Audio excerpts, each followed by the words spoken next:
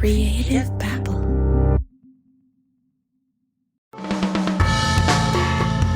I'm Neil McTighe. And I'm Javier Leiva. And this is the Ponzi Playbook.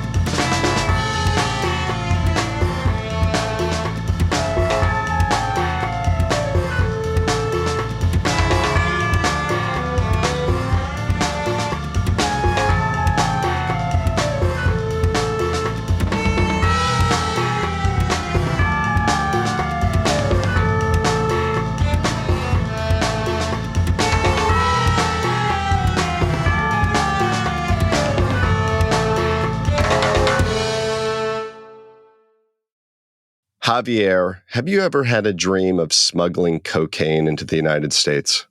Neil, are you kidding me? I grew up in Miami in the 80s. Ooh, that must have been some good coke down there, I bet. Oh, actually, it's more than just a dream. I grew up, and this is a real story. I grew up in a drug lord's house near Miami.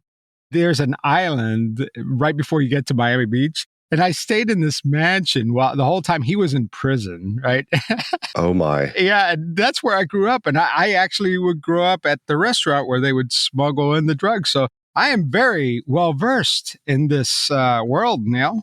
Wow. So, yeah, in a restaurant, too, to smuggle it in. So everybody's, using coke and losing their appetite. Oh, I beg to disagree, Neil. It was a seafood restaurant, and it was delicious. Okay. They knew how to balance both business and operations. And you also were a young kid who was not partaking in the white powdery crap, right? I was just a little boy. It wasn't until much later when I grew up that I realized, oh yeah, I grew up around a bunch of drug traffickers. Javier, then the story we're about to dive into today I'm sorry to say, will kind of take you home. It might feel a little warm and fuzzy. I wasn't planning on talking about all that, but so Neil, as fascinating as drug smuggling is, I think you got the wrong podcast. This is the Ponzi Playbook. Oops. Yeah, not the Narcos podcast. So what does smuggling cocaine into the United States have anything to do with Ponzi schemes? Today, we're going to learn how being a drug smuggler, or at least assisting drug smugglers, and participating in that world is a perfect playbook for running a Ponzi scheme, but also a perfect playbook for getting convicted of running a Ponzi scheme. So we're going to talk about Debra Lynn Mercer-Erwin. Yeah, that's a mouthful of a name. So let's just call her Little Debbie. Okay, that's my name. I'm going to go with Little Debbie. Little Debbie. All right. She's from Oklahoma City. We're also going to talk about Kaylee Moffett, who is Little Debbie's accomplice. What did they do, Javier? They helped register airplanes for international criminal drug organizations. I'm not kidding you. That was their thing. They just said, we got airplanes in the U.S. These folks want airplanes. Let's help them. Neil, this is a classic case of supply and demand. The drug lords need airplanes. Debra, she runs a trust company. Hey, why not, right? I know. I mean, you have to get the product from one location to the other and ultimately to the customer. They help register airplanes, forget this, international criminal drug organizations out of countries like Belize, Colombia, Venezuela, Mexico, Honduras, you name it. And this story is fascinating because you have two things happening at the same time, right? You have this company who is basically connecting drug lords to aircrafts and doing it legally, which is shocking. And then you have this other company that's running a Ponzi scheme. So Javier, can you walk our listeners a bit through this scheme and how this thing works? So if a non-U.S. citizen, let's say a drug lord or a terrorist, wanted to register an aircraft with the FAA, well, the best way to do that is to set up a trust managed by a U.S. trustee. That way, you're disguising the true ownership. Little Debbie is the one that's going to make this thing happen. And she has two companies. One is called Wright Brothers Aircraft Title Company, and the other one is called Aircraft Guarantee Corporation. So the title company served as an escrow agent for transactions involving the trust company. they were responsible for these FAA filings to register these aircrafts. Yeah, so it's a pretty simple formula, right? You've got these non-US citizens who want to fly aircraft in and out of the United States. And then you've got little Debbie who's like, yeah, I'll help you with that. Sounds like a totally legitimate business at this point, but obviously we're dealing with, criminal drug organizations here. So little Debbie is turning a blind eye to the crime that's happening in front of her. Well, as far as I know, they seem like legit businesses, right? And this is a loophole for drug lords and terrorists. You can, use a trust to register an aircraft. Now, the problem is that little Debbie might have turned too much of a blind eye. Yeah, because the money was good. So much so that, the facts reveal that there were over 1,000 aircraft with foreign owners that the trust company actually assisted in these FAA filings. So it's kind of incredible. 1,000. The trust company is supposed to dig in and figure out, is this a legitimate transaction too? It's a part of the deal, right? It's an obligation. You can't just facilitate criminal transactions, or at least transactions that are designed to hide a criminal act. So it's a questionable, gray area that little Debbie was hanging out in. But here's my favorite part. So, Neil, tell us about, it wasn't just facilitating these trusts and the titles for the aircraft. She took it a step further, right? She made it super easy for these drug traffickers to smuggle drugs in and out of the country. How was she able to pull that off? The key is this N tail number. The drug lords need the N tail number because that demonstrates that it's a U.S. registered aircraft. So foreign countries are less likely to ground a U.S. registered aircraft, and therefore they're less likely to find the cocaine, for example. Yeah. So they could just go about their business, flying in and out. And, little Debbie said, okay, I'll do that, but this is an expensive service you're asking for. And she was paid handsomely as she was turning that blind eye. But Neil, this is great. This is a fascinating story about an international drug smuggling scheme. But where's the Ponzi part of it, huh? Like, where is this? Yeah, this isn't the narco cast, right? We're on the Ponzi playbook. I'm going to get you that answer right after the break.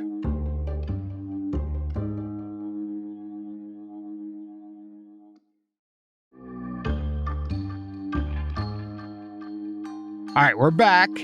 Now let's talk about how little Debbie took her little drug smuggling operation and also, on top of that, added a Ponzi scheme. Yeah, little Debbie was up to a little more than just assisting these drug smugglers. She was also running a Ponzi scheme.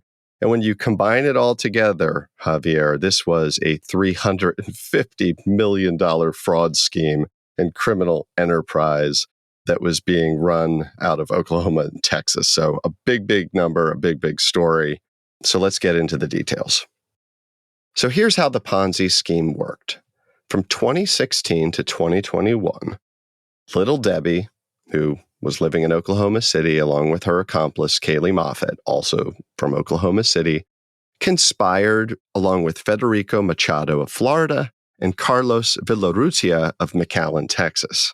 But little Debbie and these co-defendants, basically they engaged in these fraudulent aircraft sales that were hiding illegally obtained funds. So basically what little Debbie was doing was she was offering to investors the opportunity to finance and purchase aircraft. She and these co-defendants would create fake documents and basically also identify fake aircraft that were frankly unsellable, and she would present those to both buyers and investors. The true owners of these aircraft had zero knowledge or any intent of selling their aircraft.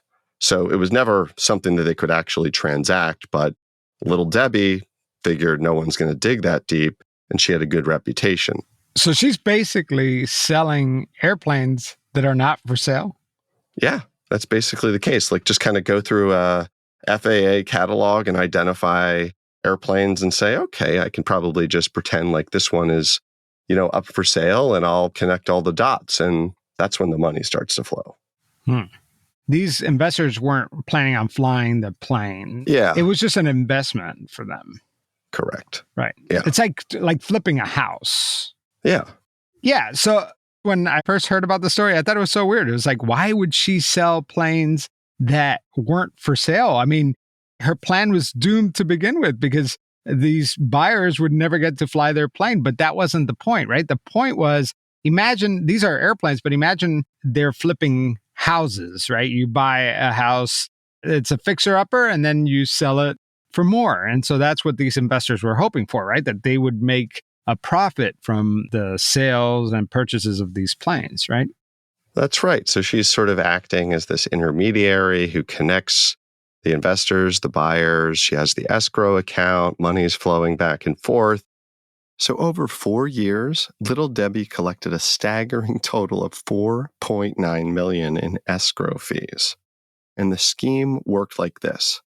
Investors signed these escrow agreements with Wright brothers, believing that their money would be held in that account until Machado, the co-conspirator and the owner of a business called South Aviation, would complete the aircraft purchase.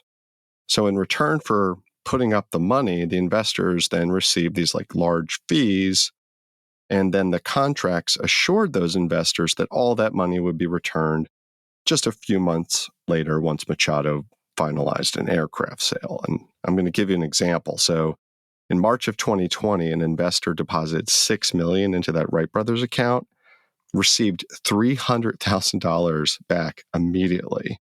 And then instead of that money being left in the escrow, $375,000 was sent to Machado, and Little Debbie received $50,000 in terms of an escrow fee. And then shortly after, what happens? Another investor puts $10 million in.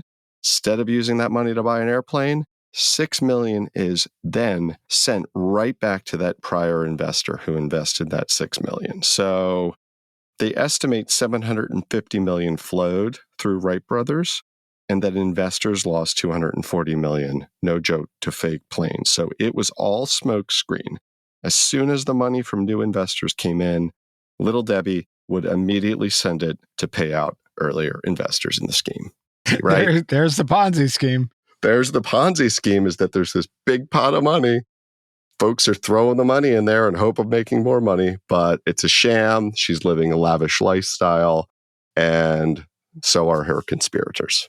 But I think one of the greatest parts about this whole story is that Little Debbie was running this successful drug smuggling operation and a Ponzi scheme, and no one noticed until two journalists got curious about why does this little small town in Texas called Onalaska have 1,000 registered aircrafts, yet they don't even have an airport? So that question, that curiosity, those journalists started pulling the thread. And I want to give a shout out to the journalists, because investigative reporters from WFAA in Dallas, the two journalists, Tanya Iser and Mark Smith from WFAA, started pulling on these threads. That question, why are there 1,000 registered aircrafts and no airport in this small town of Onalaska? And then everything started to unravel, right? This reminds me of a certain someone I know. Someone, a Javier Leyva of Pretend Podcast, which I'd like to give a little shout out to if you've ever listened. I enjoy a good rabbit hole. I do. And I appreciate when someone goes down a rabbit hole. And we tip our hats to Tanya and Mark down at WFAA, just like you said, because it's hard work and it's scary work too. Yeah, they didn't even realize how scary. These two journalists had no idea how risky this story would be, because they don't realize that on the other end of that thread, it's not just one drug lord, it's possibly hundreds of drug lords, right? That are registering these planes under these trust companies, and they have no idea, but they are slowly unraveling this story, right? Yeah. God forbid it wouldn't be the first time, that someone has targeted a journalist. So I admire their courage and, frankly, their incredible journalism too, because when you dive into this story, it's fantastic reporting. Let's get into the downfall. On February 21st, 2021, the United States Attorney's Office charged Little Debbie and all her co-conspirators with conspiracy to manufacture and distribute cocaine, money laundering, wire fraud, export violations, and federal registration violations involving an aircraft. Not a lot of these cases, Javier, actually go to trial, Ponzi schemes or fraud schemes, but this one did, and it went to trial, and guess what? Little Debbie blamed everything on her co-conspirator, Machado, and she said, I didn't know anything. She was arguing that blind eye theory, right? That it was just, she was just doing her business. And she was also arguing that, no, all those transactions that, I was receiving the escrow fee for, those were just legitimately failed transactions. All of that was easy to prove at trial. But Machado, well, he remains an international fugitive. He's fighting extradition in his native Argentina. He's on house arrest, and he's awaiting an order from Argentina's highest court. Basically, in 2021, when the DOJ filed that indictment, he was put on house arrest in Argentina, and he's been there ever since. Let's listen to a clip of Machado. It's a group of few people. They thought they were investing in something. They invest in something else. It can get fixed. This was audio from an interview conducted by the investigative journalists at WFAA. Machado told them, hey, investors thought they were investing in one thing, but they were really investing in something else. It was a fascinating 2-week trial that took place in Sherman, Texas, and Debra Lynn Mercer-Erwin, Little Debbie, was convicted of various federal crimes. And her co-defendants, Kylie Moffitt and Carlos Villarrutia, pleaded guilty, while the 4 other defendants still have an active arrest warrant for them. So Little Debbie, Debra Mercer-Erwin, faces up to life in federal prison and is awaiting sentencing. It's not hard to see why this case would catch the Ponzi playbook's eye, right? Because we're following Ponzi cases every day across the country or even internationally. This one involves drugs. It involves the classic Ponzi, of course, and it even goes to trial and it results in a conviction. While those points alone make this story unique, it also is unique in terms of how many agencies, both international, federal, state, and also local, were involved in this takedown. I created a list, Javier, of all of the agencies. We're not going to list them all. It's a lot. It's crazy. I mean, it's over 10 agencies. For example, like Homeland Security Investigations. We got the Department of Commerce. We got the Office of Export Enforcement. And we even have the agencies in Guatemala and Colombia. I mean, this is a truly global investigation that went into this. It surely is. Yeah. And they all work together as part of what was called the Organized Crime Drug Enforcement Task Force, which is designed to, identify, disrupt, dismantle, drug traffickers, money launderers, gangs. And they worked together and, well, frankly, it worked. And now we know why on Alaska, there were 1,000 plus registered aircraft with no airport, because it was all just a big sham and it was linked to a Ponzi and a drug smuggling enterprise. Well, Neil, this was a fantastic story. You know what I love about the Ponzi playbook?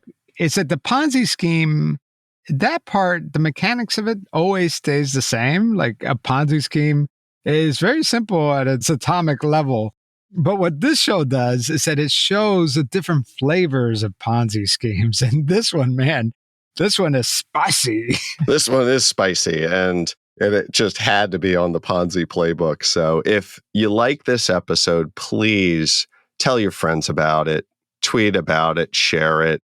We are immensely grateful to have the listeners. And if you even really want to, you can contribute to our own Ponzi scheme. Just head over to Guaranteed Returns. I mean, we're bringing it every 2 weeks. So if you want to keep those guaranteed returns up, don't hesitate to contribute to our Ponzi scheme, which you can find in the bio of our Twitter account, which is @Ponzi Playbook. So Neil, what's coming up next on the Ponzi Playbook?